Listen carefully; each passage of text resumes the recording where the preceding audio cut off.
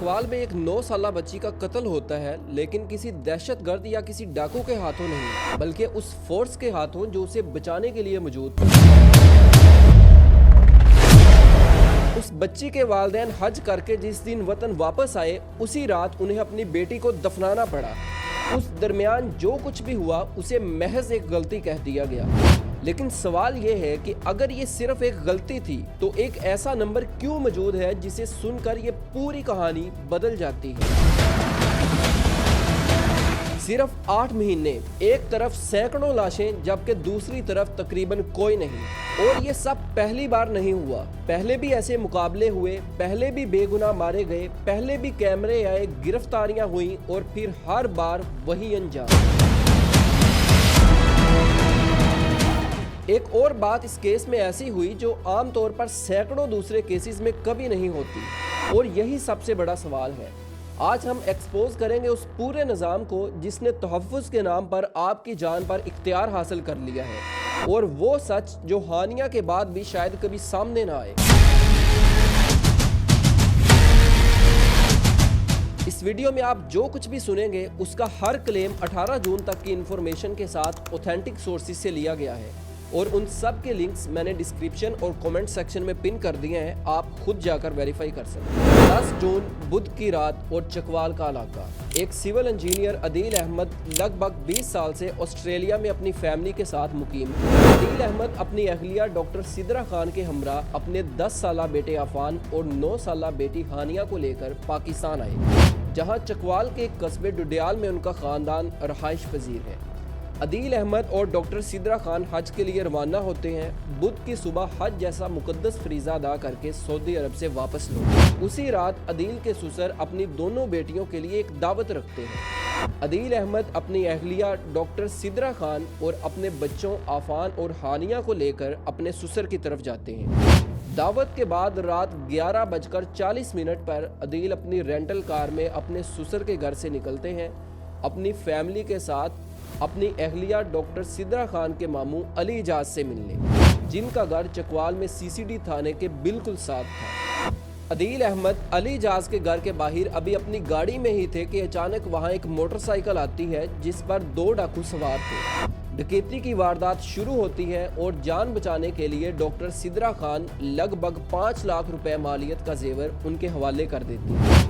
अभी ये डकैती हो ही रही थी कि सीसीडी के एक अहलकार की नज़र इन डाकुओं पर पड़ती है। वो सीधा थाने की तरफ भागता है, अंदर से एक कांस्टेबल की राइफल उठाता है और फायरिंग खोल देता है। डाकुओं ने भी जवाबी फायर किया और फिर अपनी मोटरसाइकिल वहीं छोड़कर फरार हो गए।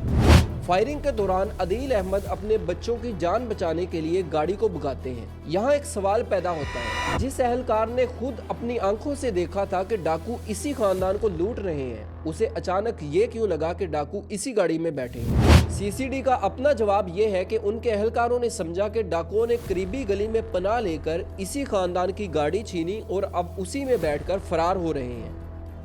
और बस इसी गलत फहमी में पंजाब पुलिस के अपने बयान के मुताबिक अहलकार ने गाड़ी पर अंधाधुंध गोलियां बरसा दी। सीसीडी के अहलकारों ने मोटरसाइकिलों पर इस गाड़ी का पीछा भी किया, मगर अदील अहमद तेज रफ्तारी से निकलते चले गए।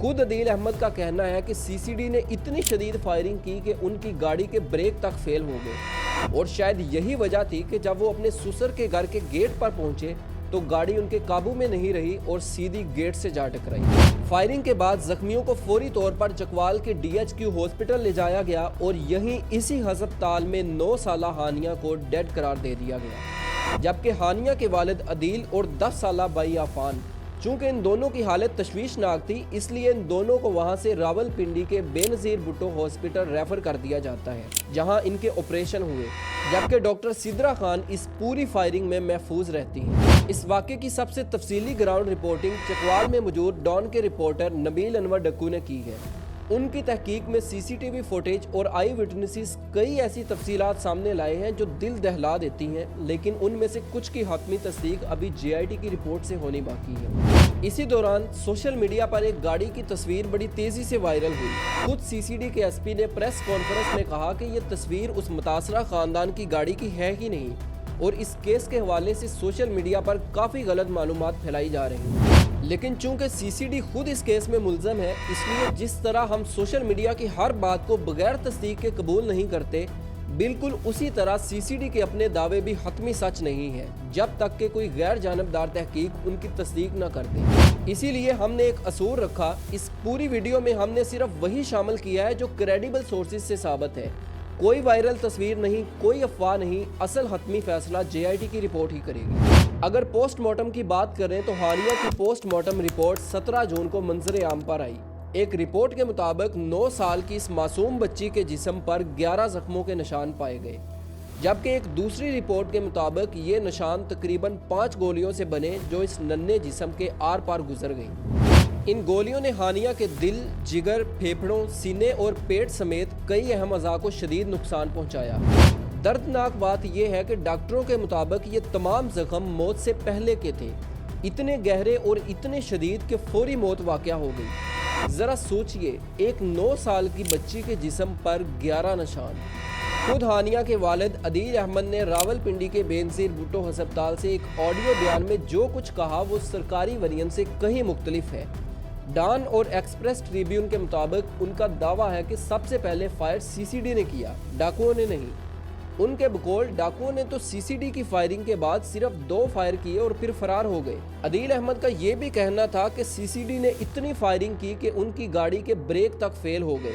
سی سی ڈی اہلکاروں نے ان کا پیچھا کیا اور اگر وہ پکڑے جاتے تو عدیل احمد کے اپنے الفاظ میں اپنا جرم چھپانے کے لیے سی سی ڈی کے اہلکار ان سب کو مار دیتے، اور یہیں سے ایک اور سنگین الزام جنم لیتا ہے۔ عدیل احمد کا کہنا ہے کہ بعض سینئر افسر ملزم کو بچانے اور تحقیقات کو انفلوئنس کرنے کی کوشش کر رہے ہیں اور مقامی پولیس سی سی ڈی اہلکاروں کو تحفظ دے رہی ہے، اور شاید اسی لیے انہوں نے ایک ایسی بات کہی جو ہمارے پورے نظام پر ایک سوال ہے کہ انہیں یہاں کے اداروں پر اعتبار نہیں اور وہ انصاف کے لیے آسٹریلوی حکومت سے رجوع کریں گے۔